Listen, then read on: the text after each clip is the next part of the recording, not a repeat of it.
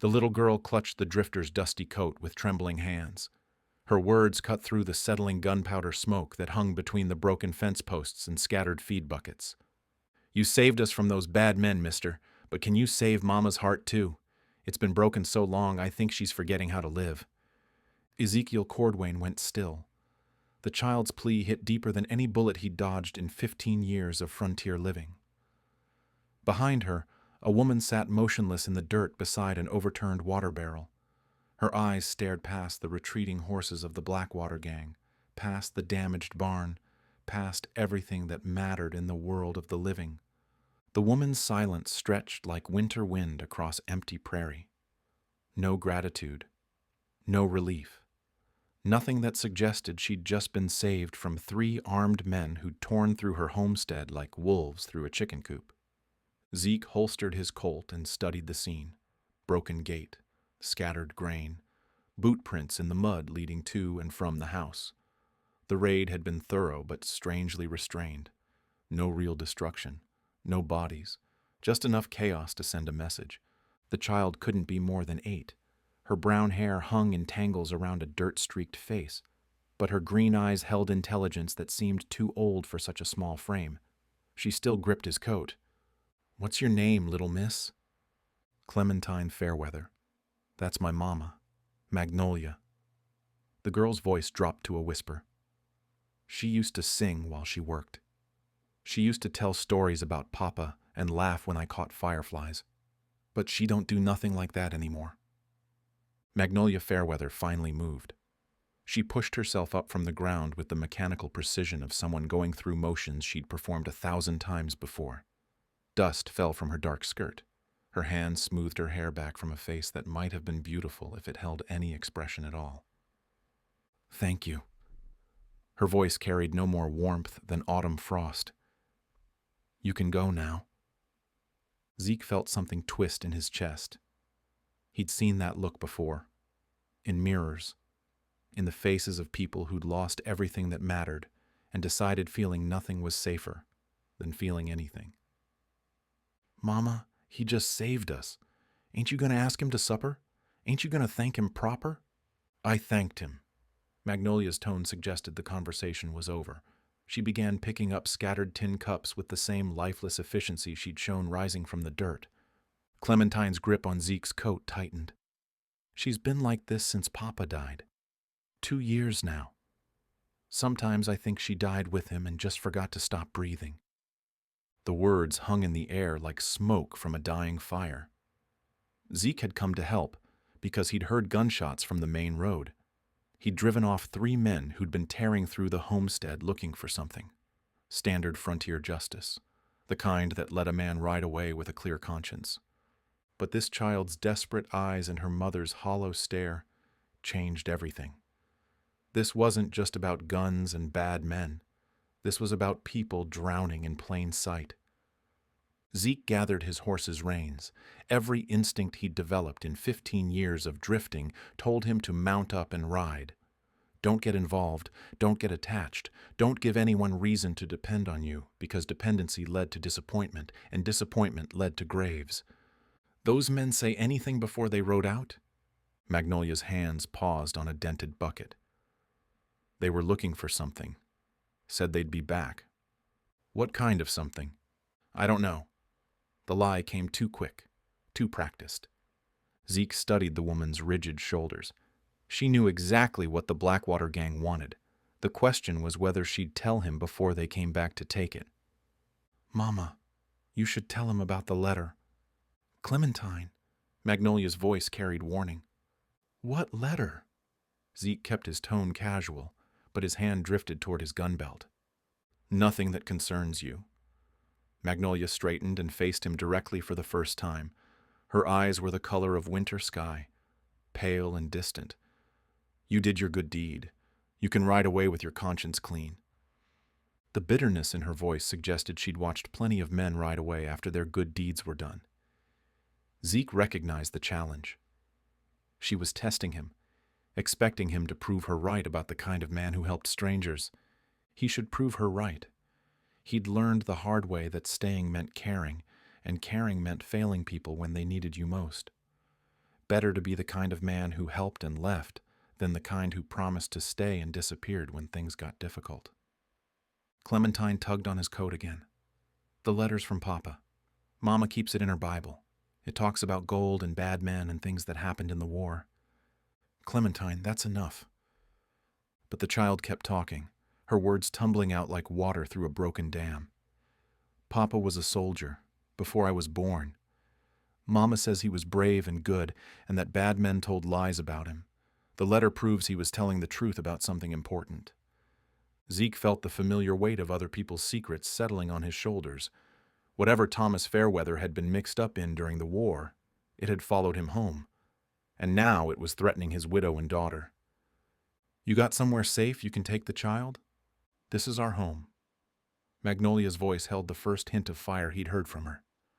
Thomas is buried in that hill behind the house. I won't be driven off our land by thieves and cowards.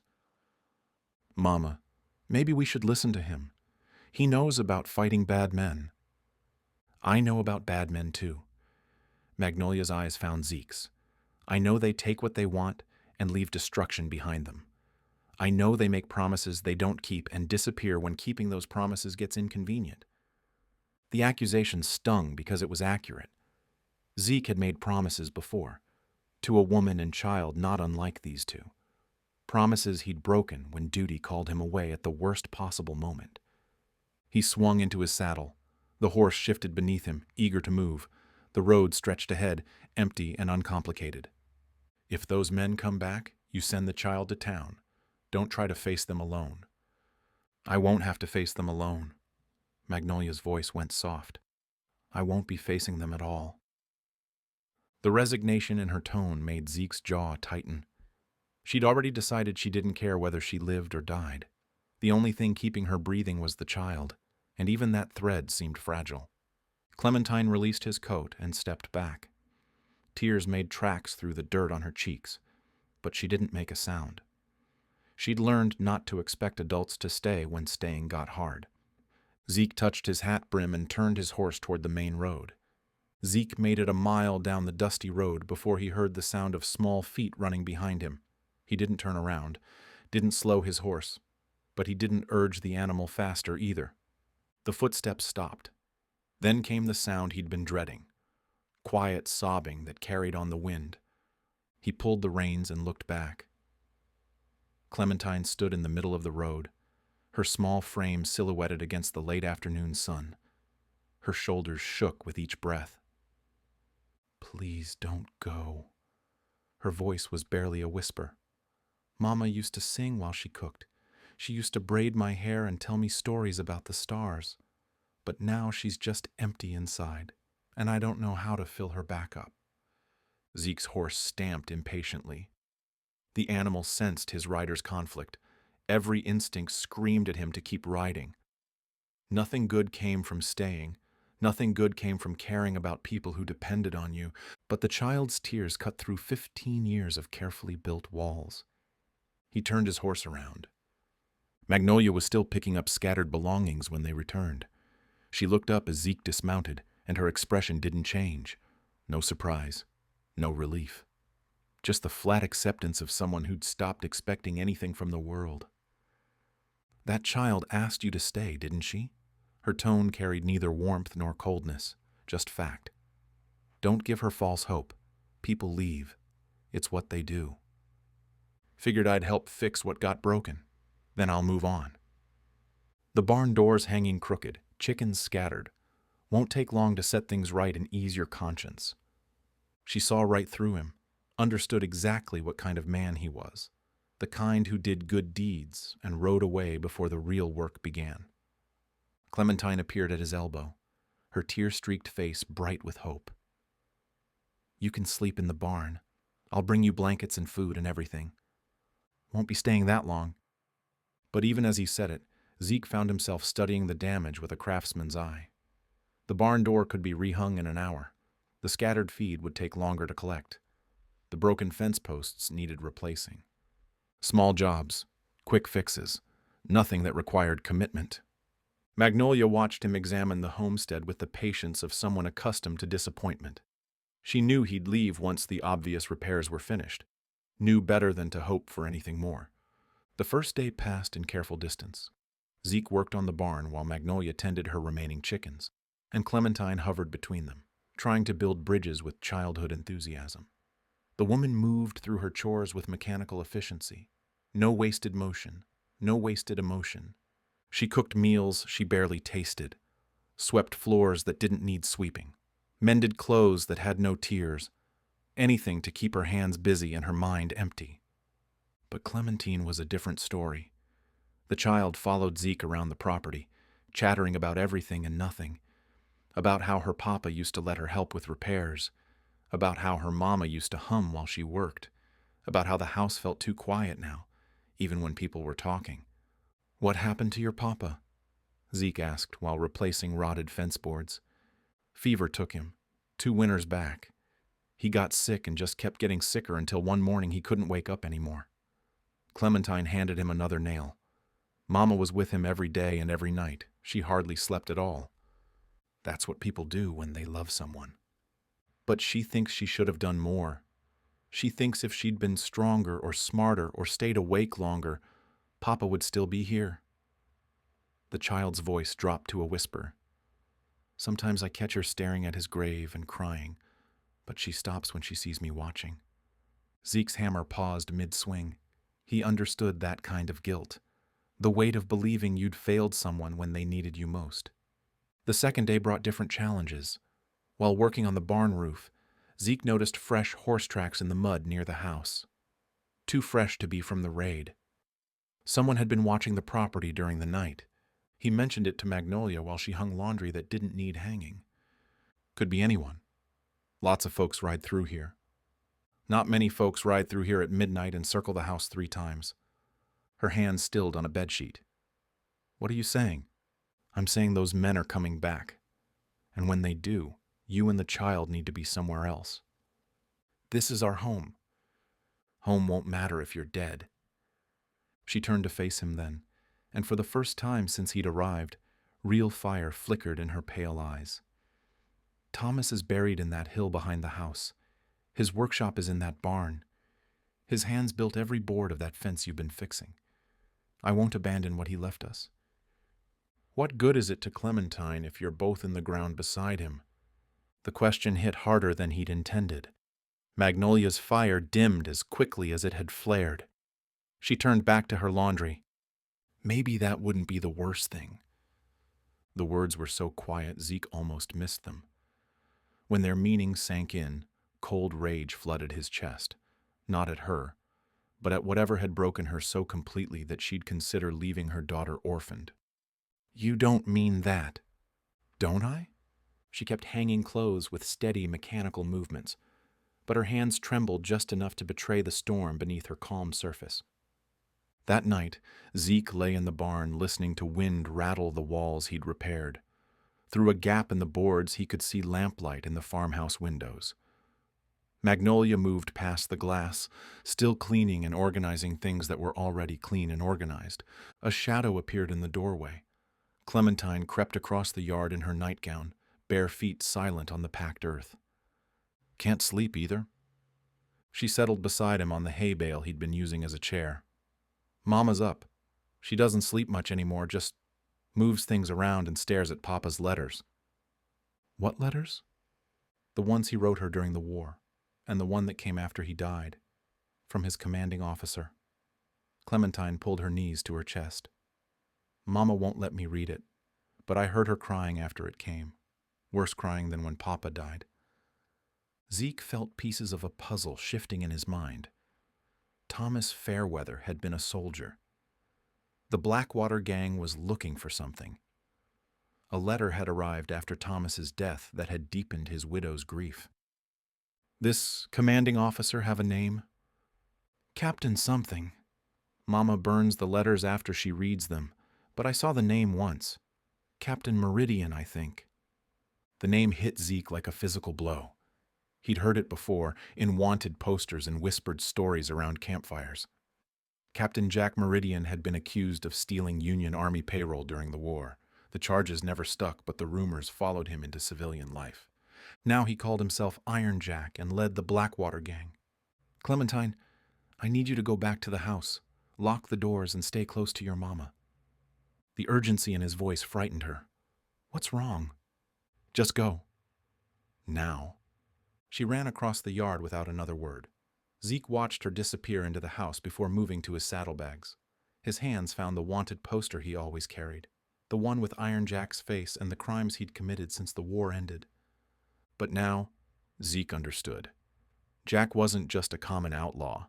He was cleaning up loose ends from his military service. And Thomas Fairweather had been one of those loose ends.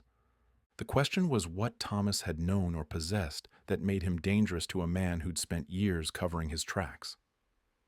Zeke spent the rest of the night watching the shadows beyond the fence line. When dawn broke gray and cold over the homestead, he made a decision that went against every survival instinct he'd developed. He was going to stay long enough to find out what Iron Jack wanted. And then he was going to make sure the man never got it, even if staying meant risking the kind of pain he'd sworn never to feel again. The barn floor gave way under Zeke's weight with a sharp crack that echoed through the morning stillness. Rotted wood scattered as his boot punched through boards that looked solid from above. But what he found beneath stopped him cold. Canvas bags lined the space between the floor joists, heavy bags that clinked with the distinctive sound of gold coins. Enough to buy half the territory and still have money left for cattle and supplies. A folded paper lay beside the largest bag. Zeke's hands trembled as he opened it and read Thomas Fairweather's final words to his wife. "Magnolia, if you're reading this, then the fever took me before I could clear my name. The gold below is stolen Union Army payroll, but not by me. Captain Jack Meridian framed me for his own crimes. He killed 3 good soldiers to cover his tracks. The evidence is in the small bag with the sergeant's stripes. Don't trust the army. Don't trust the law. Trust only yourself and keep our daughter safe. I love you both more than words can say." Zeke sank back on his heels. Thomas Fairweather hadn't been a thief. He'd been trying to expose one, and Iron Jack Meridian had been hunting him ever since. "Find what you're looking for?" Zeke spun toward the voice. Magnolia stood in the barn doorway, her pale eyes fixed on the scattered gold and damning evidence. No surprise crossed her features, just tired resignation. "You knew it was here." "Thomas told me before he died. Made me promise to burn everything if strangers came asking questions." She stepped into the barn and closed the door behind her. "But I couldn't do it. Couldn't destroy the only proof that my husband was a good man. Iron Jack Meridian is the one who framed him." "I know." Her voice carried the weight of 2 years' worth of sleepless nights. The night Thomas died, he was burning with fever and talking about Captain Meridian, about soldiers who'd been murdered, about evidence that would prove his innocence if he could just stay alive long enough to present it. She knelt beside the gold and touched one of the bags with gentle fingers. But the fever was stronger than his will to live. He died holding my hand and whispering apologies for things that weren't his fault. The truth hit Zeke harder than any physical blow. Magnolia's grief wasn't just about losing her husband. It was about watching him die, believing he'd failed his family and his country. Thomas wasn't a thief, Magnolia. He was a hero. Heroes don't leave their wives and children to face the consequences of doing right. Bitterness crept into her voice. Heroes don't die and leave evidence of other men's crimes hidden under barn floors. What would you have done differently? The question stopped her cold. She stared at the gold for a long moment before answering. I would have burned it all. Let Jack Meridian keep his secrets if it meant keeping my family safe. Even if it meant letting him kill other innocent people? Yes. The word came out fierce and immediate. I would have chosen my daughter over every stranger in the world. Zeke understood that desperation, the willingness to compromise any principle to protect the people you loved. He'd made similar choices during his years as a marshal, choices that still haunted his sleep.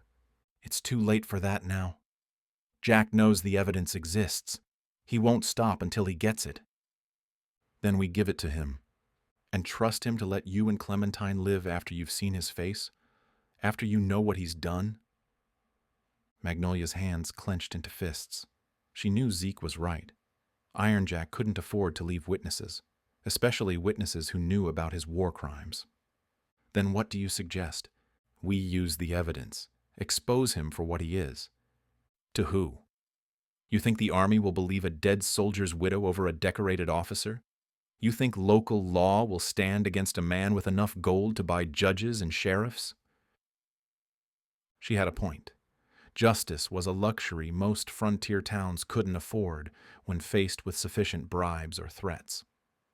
There might be another way.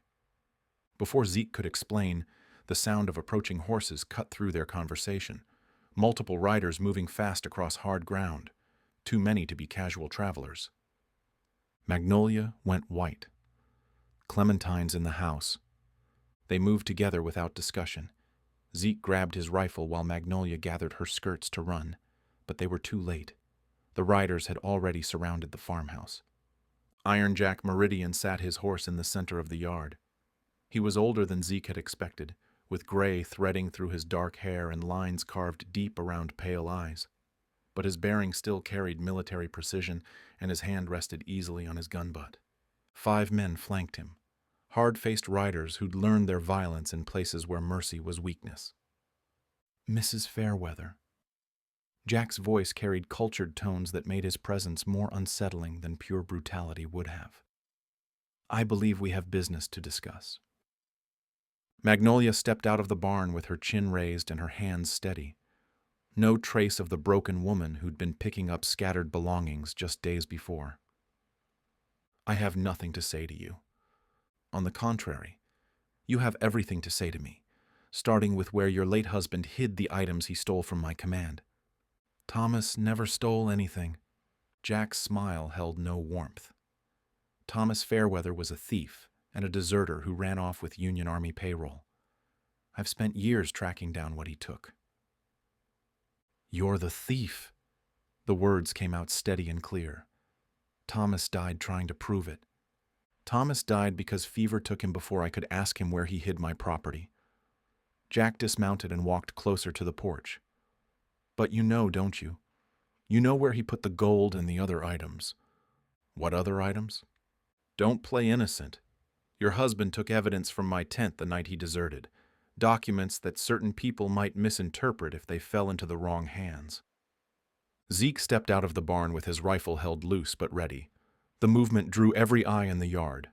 Tension ratcheted higher as hands moved closer to weapons. You'd be Captain Jack Meridian. And you'd be the drifter who's been playing house with my property. Jack's attention shifted to Zeke with calculating interest. This doesn't concern you, friend. Ride away and forget what you've seen. Afraid I can't do that. Then you're choosing to die for people who aren't your family. Seems like poor judgment. Before Zeke could answer, the farmhouse door opened. Clementine appeared on the porch, her small face pale but determined. Mama? Who are these men? Jack's expression changed when he saw the child. Something cold and final settled in his pale eyes. Well now, this complicates things considerably. The threat in his voice was unmistakable. Zeke felt ice form in his chest as he realized what Jack was thinking.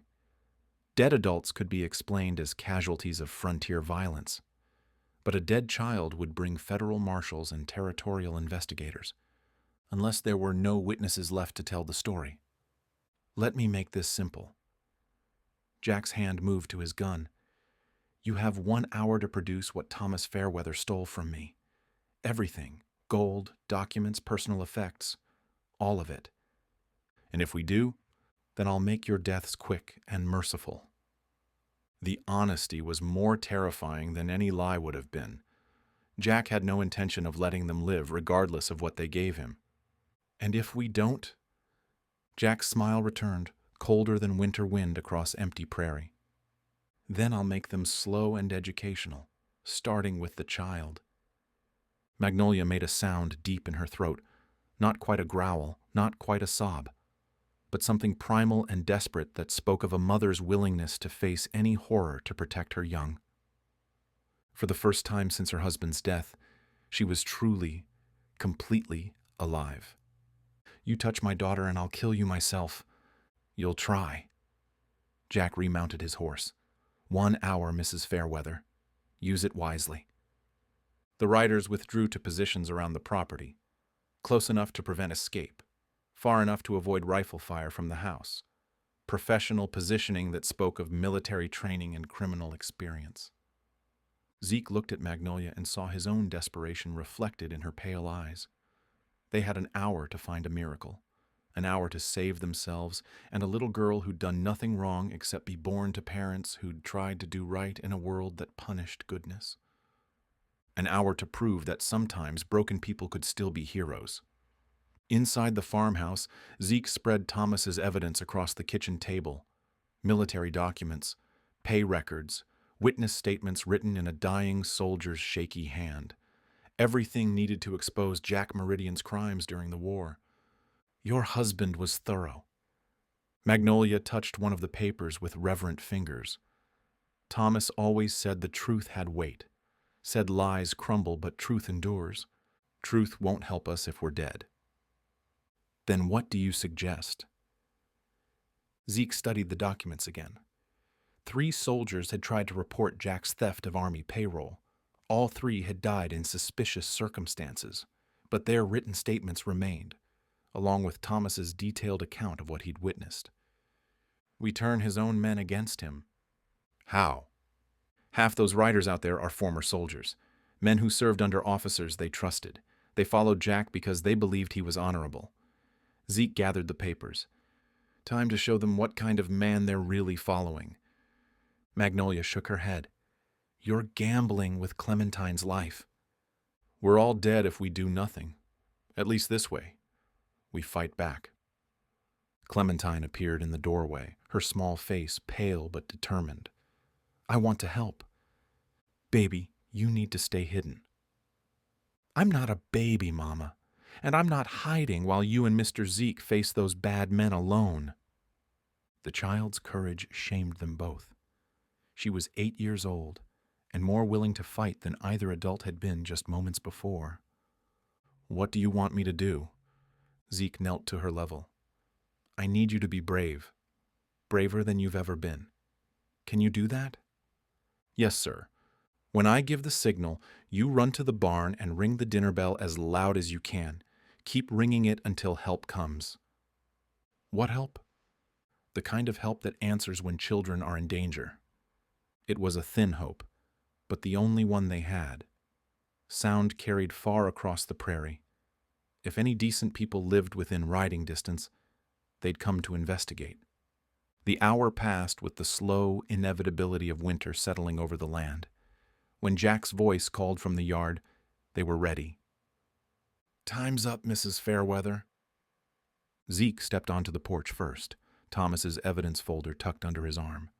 The afternoon sun cast long shadows across the yard, and the air held the sharp bite of coming weather. Got what you're looking for right here. Jack dismounted, his pale eyes fixed on the folder. Bring it to me. Think I'd rather show your boys what's inside first. Zeke opened the folder and held up the first document. Military pay records showing Captain Jack Meridian stealing 3 months' worth of soldier wages. Signed statements from Sergeant Miller, Corporal Hayes, and Private Johnson. All 3 died mysterious deaths after trying to report the theft. Jack's hand moved to his gun, but Zeke's voice carried across the yard before he could draw. Says here the captain told his men they were being attacked by Confederate raiders, but it was really Union soldiers trying to recover the stolen payroll. Meridian ordered his own men to fire on fellow soldiers. 2 of Jack's riders shifted uncomfortably in their saddles. Former soldiers who'd served under officers they'd trusted with their lives. Don't listen to him, boys. Dead men tell lies through the living. Thomas Fairweather wasn't dead when he wrote this. Zeke held up another paper. He was hiding in the supply wagon when you murdered Sergeant Miller. He saw you put your own knife in a good soldier's back. That's enough. Jack drew his gun, but his men were looking at him with new eyes. Doubt crept across faces that had shown only loyalty moments before. You killed Union soldiers for money. The accusation came from one of Jack's own riders. You made us believe you were honorable. I am honorable. I'm cleaning up loose ends from a war that should have made us all rich. The admission hung in the air heavy as smoke from a funeral pyre. Jack had revealed himself completely, stripping away the last pretense of respectability. You're a murderer and a thief. Magnolia's voice carried across the yard, clear and strong. You killed good men for gold and spent years hunting my family to hide your crimes. Your family? Jack's laugh held no humor. Your husband was a deserter and a fool, just like you're being fools now. He raised his gun toward Clementine, who stood frozen on the porch steps. Magnolia moved faster than thought, faster than fear. She threw herself between her daughter and Jack's weapon just as the shot echoed across the prairie. But the bullet never found its mark. One of Jack's own men had drawn and fired, his shot taking the corrupt officer in the shoulder and spinning him to the ground. I won't be party to killing children. The rider's voice shook with rage and shame. I won't follow a man who murders his own soldiers. Two more of Jack's men threw down their weapons. The fourth rode away without a word, unwilling to choose sides in a fight that had already cost too many lives. Jack struggled to his feet, his wounded arm hanging useless at his side. Blood stained his shirt, but his eyes still held the cold calculation of a predator. This isn't over. Yes, it is. Zeke's voice carried the finality of a judge pronouncing sentence. You're going to face trial for war crimes. Thomas Fairweather's evidence will see you hanged. No jury will convict a decorated officer on the word of a dead deserter. They will when 3 of your own men testify against you. The riders who'd remained nodded grimly. They'd been betrayed by a man they'd trusted, and their shame demanded justice. As if summoned by the sound of gunfire, dust clouds appeared on the horizon. Riders approaching fast from 3 directions. The dinner bell's call had been heard, and help was coming. Jack saw the approaching riders and knew his time was over. He mounted his horse with clumsy movements, his wounded arm hampering his efforts. This isn't finished, Fairweather. My name is Cordwain now. Magnolia's voice held quiet strength. And yes, it is finished. My husband's name is cleared. His sacrifice meant something. That's all that matters. Jack rode away across the prairie, a broken man fleeing the consequences of his choices. The approaching riders would catch him before he reached the territorial line. Justice would be served, even if it came years late. In the settling dust, Zeke found Magnolia holding Clementine close. Both were crying, but these were tears of relief and release. The weight they'd carried for 2 years was finally lifted. Thank you. Magnolia's words were barely audible. Thank you for helping us fight. Thank you for teaching me how to stay. 3 months later, Zeke stood in the same yard watching Magnolia hang laundry that actually needed hanging. But now, she hummed while she worked, and the sound carried across the prairie sweet as birdsong.